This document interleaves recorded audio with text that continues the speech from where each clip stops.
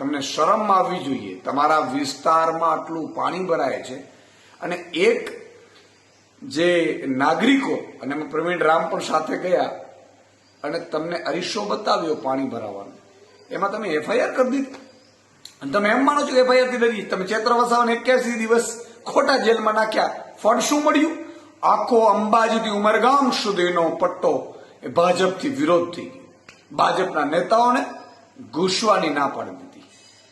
Same theory Pravin રામમાં તમે અપનાવી રહ્યા છો. તમે પોલીસને આગળ કરો છો. તમને દિલ્હીવાળાએ કહ્યું છે કે કામ કરો, નહીં તો તમને રવાના થાવ. એની જગ્યાએ તમે હજી પોલીસનો દુરુપયોગ કરીને પ્રવીણ રામ ઉપર એફઆઈઆર કરી છે.